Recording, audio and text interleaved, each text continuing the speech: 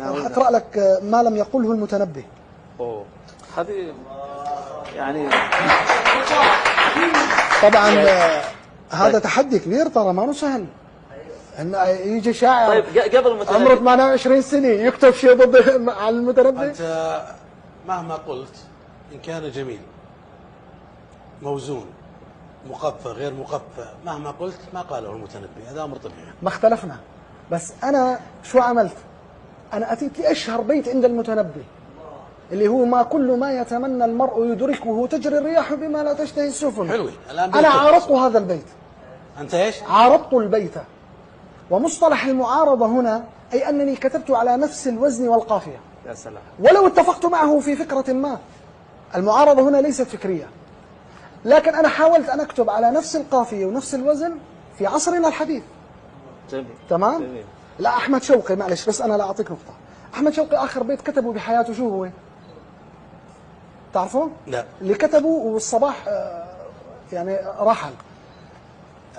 قف دون رأيك في الحياة مجاهدا، إن الحياة عقيدة وجهاد. لم يجرؤ شاعر حتى اليوم أن يكمل هذا البيت. وأنت تجرأت؟ لا ما تجرأت ولا أنا أجرؤ. مين بده يتجرأ على قامي مثل أحمد شوقي؟ أنت تجرأت على المتنبي الآن؟ لا أنا ما تجرأت على المتنبي. أنا عارضت، كتبت على قافيته وبحره، لكن هي فيها مغامرة. أنا سبق قلت الحياة بدون مغامرة عبث، ولكني غامرت، سواء اتفقت معي أم اختلفت. لا شوف، أنا إلي شرف المحاولة. شوف يا حبيب قلبي، أنا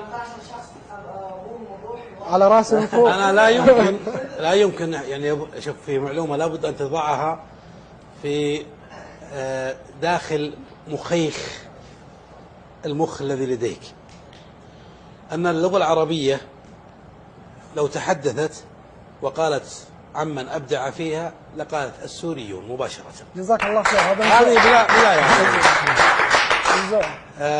أنا كنت في التعليم، وكان من يبدع في اللغة العربية هم أهل سوريا، هذا لا نقاش فيه. الحمد لله. ولذلك لما أدخل معك في العراك الكلام الجميل هذا، سيكون هناك تحدي فيما بيني وبينك، سيخرج أروع ما لديك. صحيح. وهذا ما نريده في النهاية. الله يسعدك.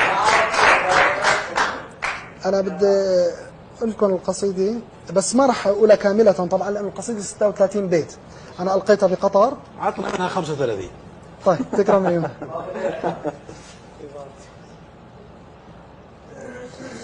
طبعا المتنبي بيقول ما كل ما يتمنى المرء يدركه تجري الرياح بما لا تشتهي السفن. جميل. أنا قلت له لم يبق شط إليه ترجع السفن، ولا مطار عليه يهبط الشجن، لا شيء إلا أمانينا تصبرنا، الحمد لله لا أهل ولا وطن. الله. خذلت يا شام يا أمي ومرضعتي ومسقط الحب، ماذا يا ترى الثمن؟ إني لأخجل من كوني بقيت على قيد الحياة وأمي لفها الكفن. بما التعلل، طبعا هيك بدأ بيته أبو الطيب، بما التعلل قلبي صار ينكرني، سلم على الموت فيه العيش والسكن، فكيف أحيا وتحت الأرض أوردتي، وفي التراب من الأحباب لي مدن، وأين أذهب كل الأرض ترفضنا وتزدرينا، وكل الأرض تمتهن، ونحن من نحن؟ نحن الشمس فوقهم، ونحن ما نحن؟ نحن العين والأذن، كل الخرائط جزء من خريطتنا، فكيف تعلو على أسيادها الجبن؟ يا أيها الموت ما أحلاك من وطن لمن أتاك شهيدا جرحه الوطن. صدقة مدهالية للشاعر حذيفة بتديك.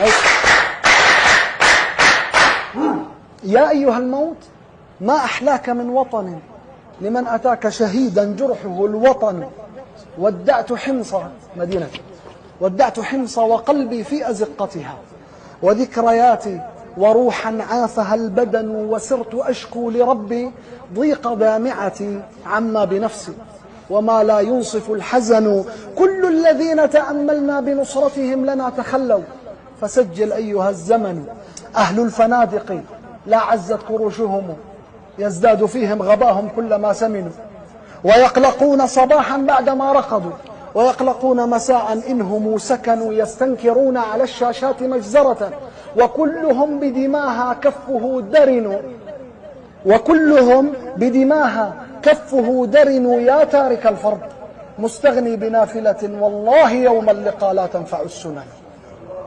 يا تارك الفرض مستغني بنافلة والله يوم اللقاء لا تنفع السنن.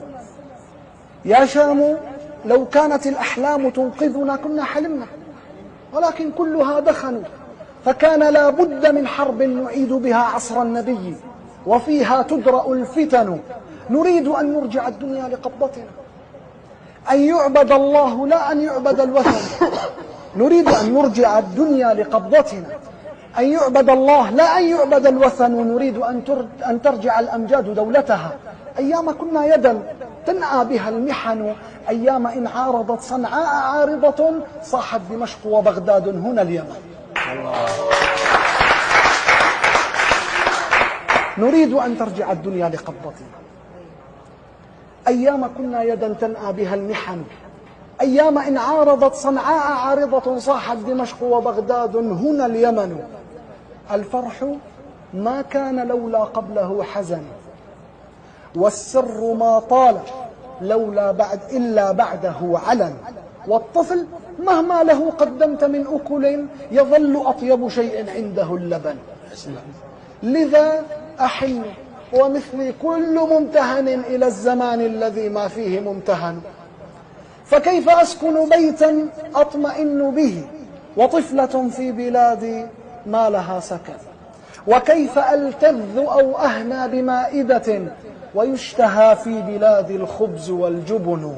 يا طائرات اقصفي يا طائرات اقصفي يا أمة امتعضي يا ساسة استنكروا.